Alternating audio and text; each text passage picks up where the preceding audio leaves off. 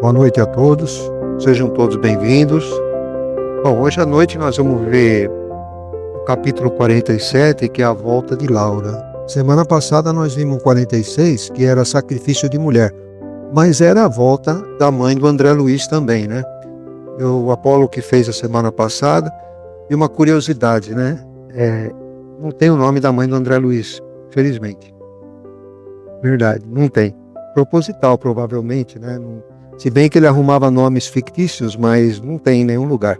Mas enfim, depois vocês vejam o vídeo lá no capítulo 46, é muito bonito também, que ela voltou fazendo um sacrifício, né? Para reencarnar com o pai do André Luiz, que estava nas zonas umbralinas, que ele tinha tido casos extraconjugais aqui na Terra, quando ele estava encarnado, e as moças lá com a turma delas perseguindo ele. Então ela ia reencarnar com o marido, né, ia casar novamente e ia receber as duas moças como filhas. Mas depois peguem a história para ver, muito interessante.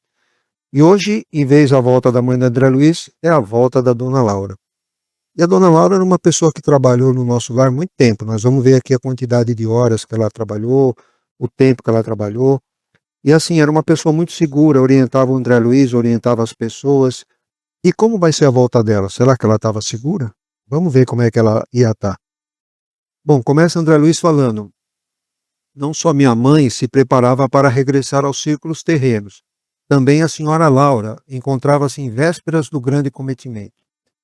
Avisado por alguns companheiros, aderi à demonstração de simpatia e apreço que diversos funcionários, particularmente do auxílio e da regeneração, iam prestar à nobre matrona, por motivo de sua volta às experiências humanas. Ela ia voltar e o pessoal resolveu fazer uma festa para ela lá, né, para comemorar a volta dela, essas coisas todas, né. E aqui está a família dela, né, que é a Yolanda, a Judite, que era irmã do Lísias também, o Lísias, né, e ela, né. Essa era a família que estava lá. Depois veio uma outra irmã dela, com uma outra filha dela, aliás, com a filha, né. Mas vamos lá. Então realizou-se a homenagem afetuosa na noite em que o Departamento de Contas lhe entregou a notificação do tempo global de serviço na colônia. Os amigos mais íntimos lá permaneceram até alta noite.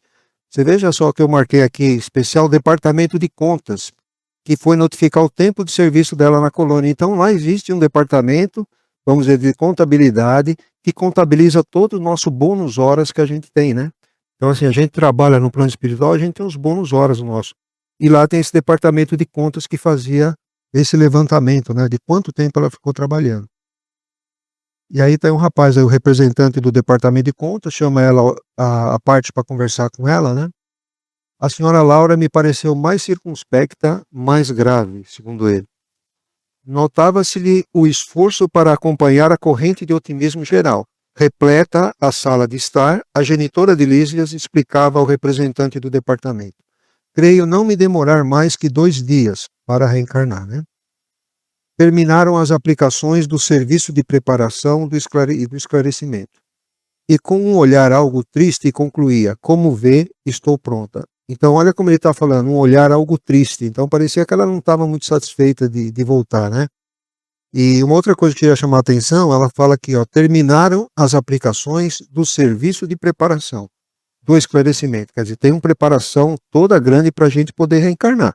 Nós vamos ver mais aí na frente, mas existe uma preparação, né? Não é, a coisa não acontece assim. Aí continua, né, o representante aqui com ela, né? Espero, entretanto, que se encontre animada para a luta. É uma glória seguir para o mundo, nas suas condições. Aí ele comenta aqui, ó, milhares e milhares de horas de serviço a seu favor, perante a comunidade de mais de 1 milhão de companheiros. Além disso, os filhinhos constituirão seu belo estímulo à retaguarda. Aqui ele fala que mais de 1 milhão de companheiros na colônia, isso era em 1944, né? Hoje vai saber, deve ter muito mais do que isso, né? Mas olha, milhares e milhares de horas de serviço. E, quer dizer, isso aí era mérito para ela e possibilitou muitas coisas. Ele, além disso, ele fala que os filhos iam ficar lá para dar um apoio para ela, né? Os filhos, os amigos, depois mais à frente nós vamos ver também.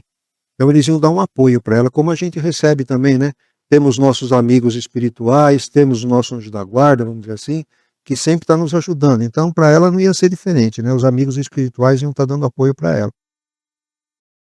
Tudo isso me reconforta, exclamou a dona da casa, sem disfarçar a preocupação íntima, mas devemos compreender que a reencarnação é sempre uma tentativa de magna importância, ou de grande importância, de magnífica importância, né?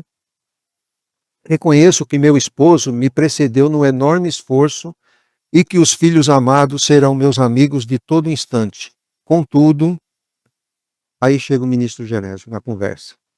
O ministro Genésio chegou e falou, ora essa, não se deixe levar por conjecturas, precisamos confiar na proteção divina e em nós mesmos. Não pense em possibilidades de fracasso, mentalize sim as possibilidades de êxito. Além do mais, é justo confiar alguma coisa em nós outros, seus amigos, que não estaremos tão longe no tocante à distância vibratória.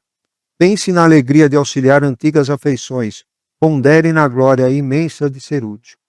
Aqui ele está falando, não pense em possibilidades de fracasso, mentalize sim as probabilidades de êxito. Tanto lá para eles encarnarem, quanto aqui no nosso dia a dia, a mesma coisa, se a gente começa a pensar no mal, a coisa não vai dar certa, o que a gente vai atrair? A gente vai atrair espíritos que pensam da mesma forma, o que quer auxiliar a gente e jogar a gente ainda para baixo nesses pensamentos. Então o que ele está falando é isso, né? Para mentalizar as possibilidades de êxito. Porque imagina uma pessoa vai reencarnar. Eu fiquei imaginando isso hoje. Aí ela toda preocupada que não vai dar certo, não vai dar certo, não vai dar certo. Isso aí está no espírito da pessoa. Quando ela reencarna, o que vai acontecer?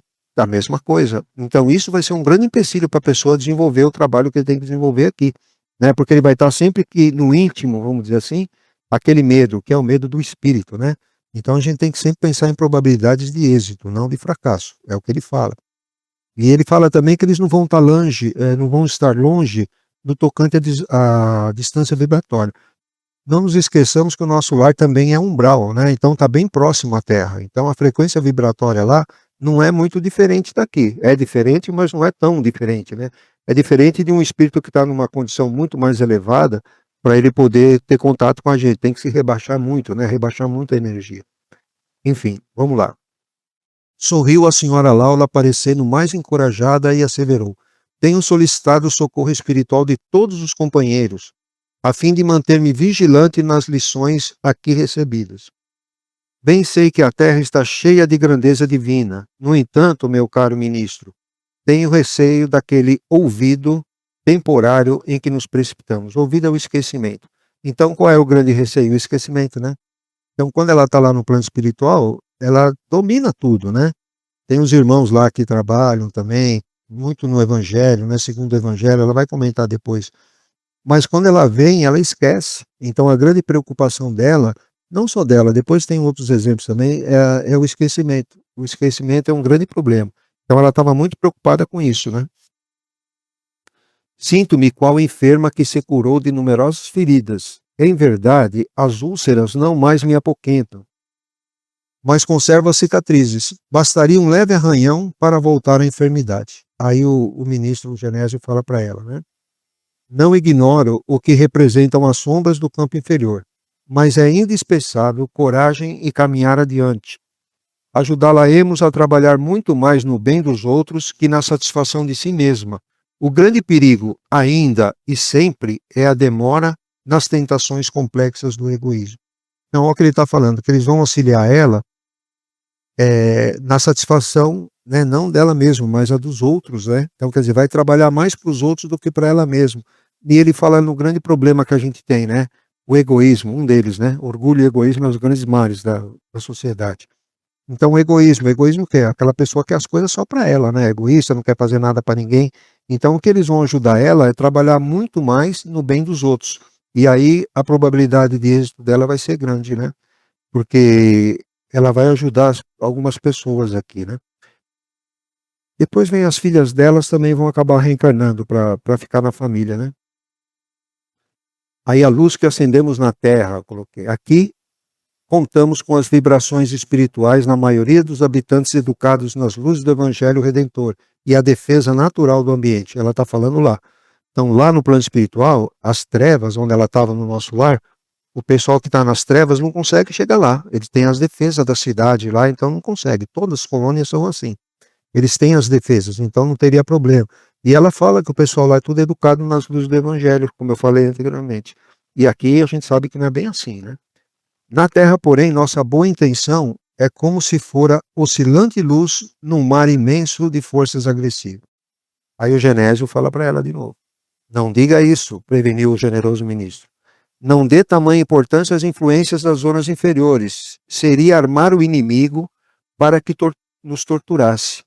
Toda a luz que acendermos, de fato, na terra, lá ficará para sempre, porque a ventania das paixões humanas jamais apagará uma só das luzes de Deus. E aqui é o que ele falou de novo, né? Seria armar o inimigo se você fica dando importância para as zonas inferiores ou preocupado com as zonas inferiores. Na verdade, você está se desguarnecendo, né? Você não tem aquela segurança. Então, você está armando o inimigo. Indiretamente, você está fazendo isso. Você está se enfraquecendo e vai armar ele, né? E o que ele fala das luzes? Jesus já falou isso para nós. Assim resplandeça a vossa luz diante dos homens, para que vejam as vossas boas obras e glorifiquem a vosso Pai que estás nos céus. Ele fala, toda a luz que a gente acende aqui não se apaga, né? Então, está aí Jesus pedindo para que a gente acenda a nossa luz. Bom, aí ela fala assim, estou convencida agora de que sua visita é providencial. Precisava levantar energias. É verdade, nossa zona mental é campo de batalha incessante. É preciso aniquilar o mal e a treva dentro de nós mesmos, surpreendê-los no reduto a que se recolhem, sem lhes dar a importância que exigem. Sim, agora compreendo. É o que ele fala aqui, ela fala, né? A gente tem o nosso mal dentro de nós mesmos, o mal e a treva. Então a gente precisa dar um jeito de deixar isso de lado, né? Não deixar isso aflorar. E às vezes eu costumo falar que são os monstrinhos que tem dentro da gente, né? Porque a nossa vibração ela sobe, desce, né? A gente não tem um poder de ficar numa vibração sempre alta. Existem momentos que a vibração está alta, qualquer coisa a gente já baixa a vibração de novo. Então aí é o mal que está aí, as trevas dentro da gente que faz a gente pôr para fora isso daí, né?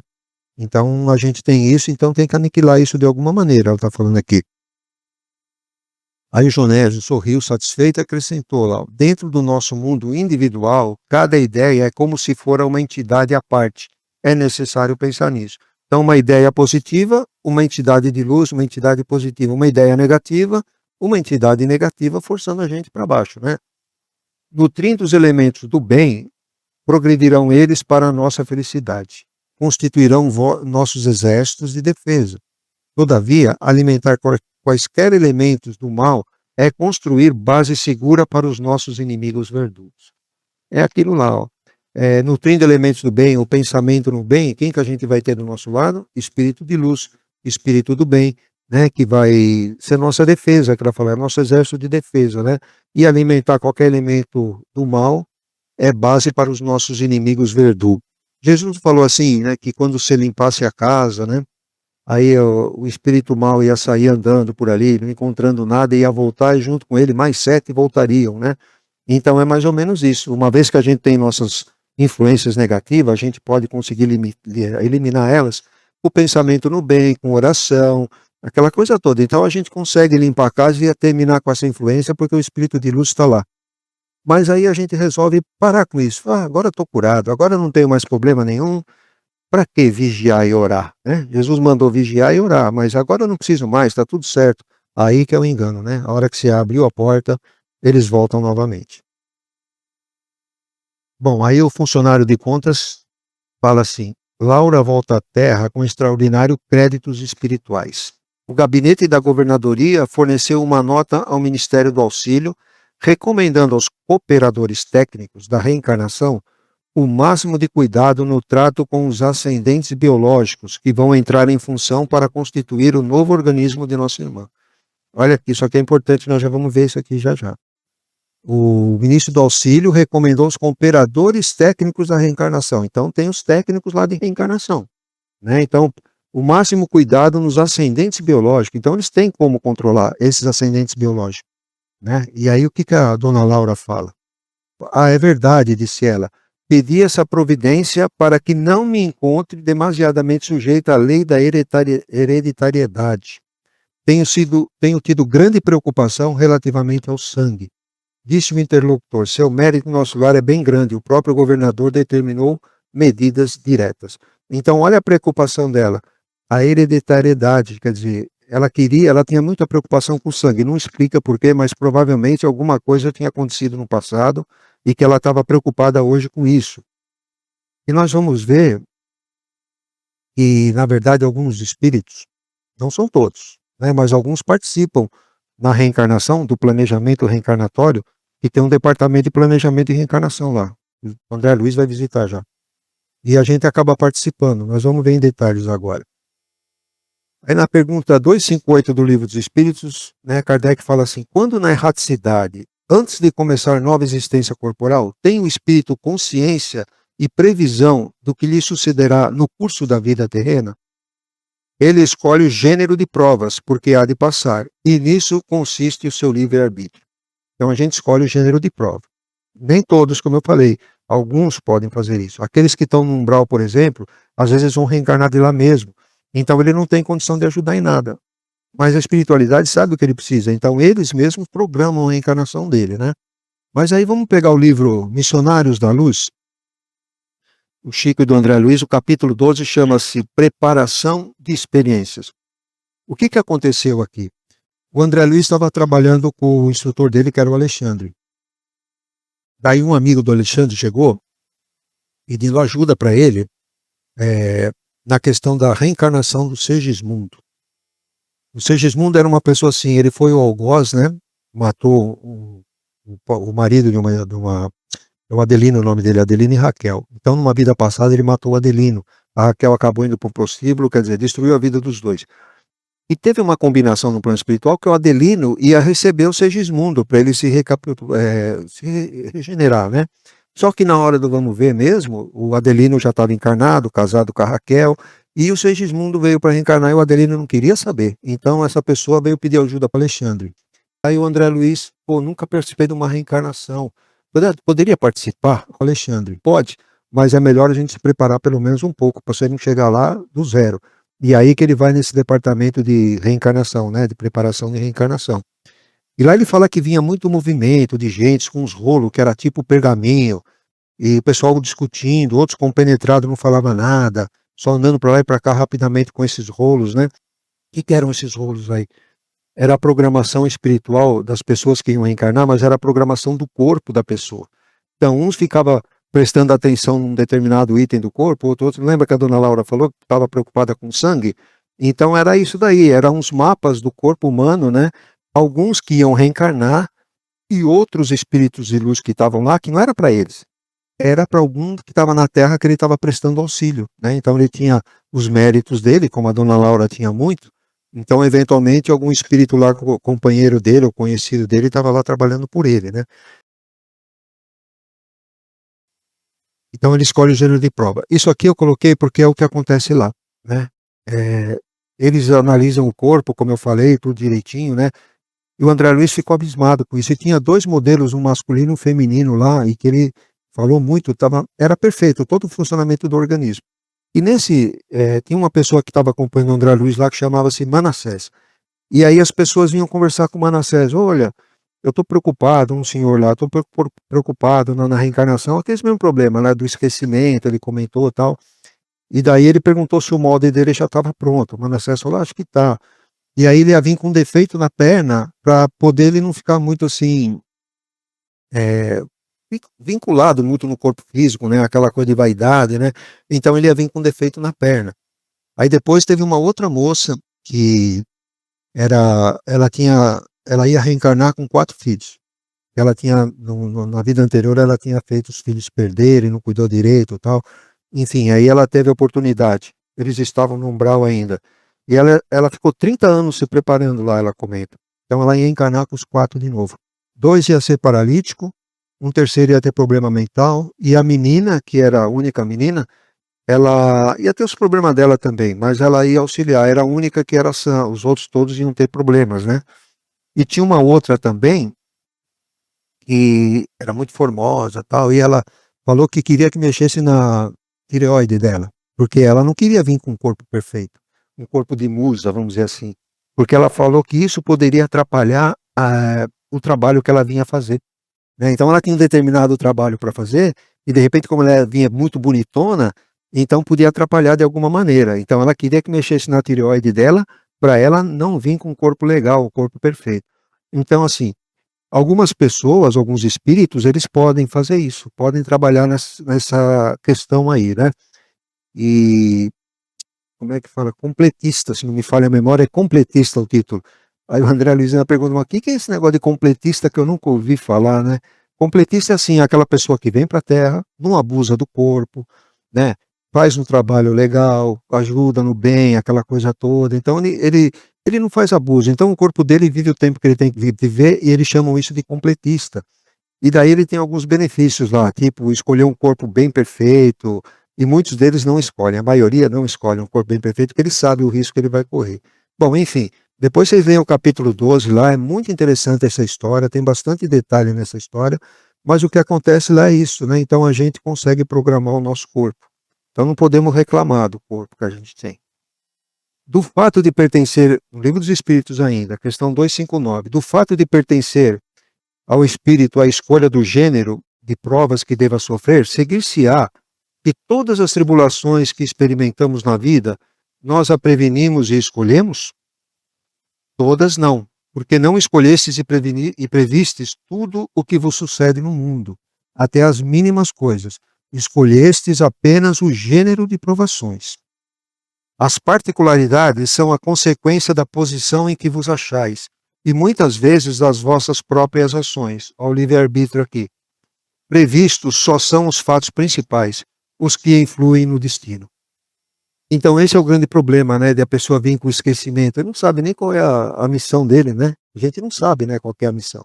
Mas é melhor assim, né, gente? Se a gente soubesse, acho que ia ser muito mais difícil para nós e muito mais trabalhoso e talvez mais demorado. Mas então, assim, eles vêm com esse receio, porque como não sabe a missão, tem o esquecimento, dependendo do livre-arbítrio, ele pode tomar um caminho totalmente errado, né? Esse é o grande medo deles todos lá. A gente tem o medo de morrer às vezes, né? Nossa, o que eu vou, que eu vou encontrar lá? Será que eu vou para o lugar bom ou para o lugar ruim? Eles também têm essa indecisão, assim, né? O receio. Aí, nós vamos falar assim, ontem o Márcio falou aqui do capítulo 4 do Evangelho segundo o Espiritismo, foi muito boa. E ele falou lá de reencarnação. E aí muitas pessoas falam assim, não, mas o apóstolo Paulo falou que cabe ao homem viver uma única vez. Ele falou isso mesmo. Mas aí ninguém fala disso aqui, ó. 1 Coríntios 15, de 19 a 54. O que o apóstolo Paulo fala aqui nessa carta aos Coríntios? Se a nossa esperança em Cristo se limita apenas a esta vida, somos os mais infelizes de todos os homens. Mas dirá alguém, como ressuscitam os mortos? Com que corpo voltam? Deus lhe dá o corpo como quer. A cada uma das sementes, ele dá o corpo que lhe é próprio. Então está aqui a reencarnação mais uma vez na Bíblia. E o Márcio falou bastante sobre isso ontem também. Tem um vídeo no nosso canal também que fala sobre isso, a reencarnação na Bíblia. Enfim, e a gente está vendo os preparativos, graças ao Espiritismo, nosso Consolador prometido, que Jesus mandou para nós. A gente tem um pouco mais de conhecimento como as coisas funcionam hoje, né? E dá para a gente se preparar melhor. Bom, vamos encerrando. Despedida de André Luiz. Ao despedir-me, alta noite, a senhora Laura disse-me em tom maternal. Amanhã à noite, André, espero igualmente por você. Faremos pequena reunião íntima. O Ministério da Comunicação prometeu-nos a visita de meu esposo. Embora se encontre nos laços físicos, Ricardo será trazido até aqui com o auxílio fraternal de companheiros nossos. Além disso, amanhã estarei a despedir-me. Não falte. Então, assim, eu não vou entrar em detalhe disso aqui, porque o João vai falar semana que vem sobre isso, mas eu peço a vocês também, não falte, que é uma outra coisa muito interessante que nós vamos ver nesse capítulo, e que é, como eu falei, né, só o Espiritismo nos proporcionou esse tipo de conhecimento. Então, não faltem também, que é uma história muito legal. E é isso aí, ó. Semana que vem, então, capítulo 48, culto familiar, o João vai fazer para nós. Tá bom? Então, eu agradeço a todos e vamos agora aí para a segunda parte. Boa noite, gente. Muito bem-vindos. A cada um segundo suas obras. Jesus falou isso aí. Mas olha, gente, a doutrina espírita é maravilhosa, né? Vamos falar a verdade. Que doutrina para nós. Que livro esse daí. Que potencialidade tem o Chico Xavier para captar tudo isso para nós. É impressionante. a lógica da doutrina espírita. Como o Reinaldo foi muito feliz, inclusive falando da reencarnação, aí algumas doutrinas pregam que vai haver a ressurreição no corpo físico. A lógica é tão grande para quem analisa e quem estuda, não tem como, porque falou aqui para a pessoa que às vezes ele não quer ser muito bonito, mas a gente quer ser bonito, né? Mas fazer o quê? Mas é prova para o espírito. Vocês viram que do lado espiritual, a gente tem uma outra visão da vida, tem um outro sentido. E o que eu fico impressionante, gente, é a mulher.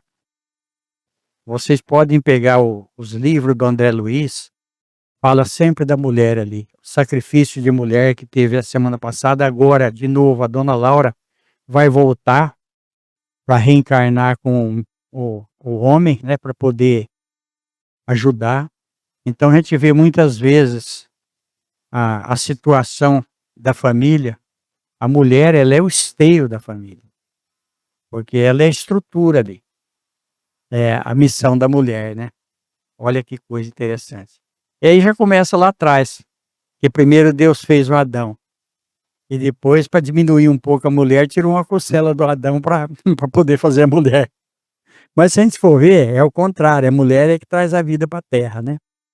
Mas olha só. A gente tem que ler as obras do André Luiz. A gente tem que ler os livros do Chico Xavier para a gente poder entender tudo isso. E a semana que vem, continua a história aí. Então, quando a gente tiver algum problema, alguma diferença familiar, inclusive, se a gente estuda as obras espíritas, nós vamos compreender a vida nossa, aquilo que acontece conosco, as experiências que a gente tem, os encontros que a gente tem, aqueles reencontros que a gente tem, que muitas vezes mexe com a nossa alma, né? Mexe com o nosso espírito. Mas é Jesus na nossa vida. E falando em Jesus, o Espiritismo prega que fora da caridade não há salvação. Deus nos abençoe, Jesus nos ilumine. Muito obrigado pela presença. Está encerrada a reunião, gente. Muito obrigado, uma boa noite para nós.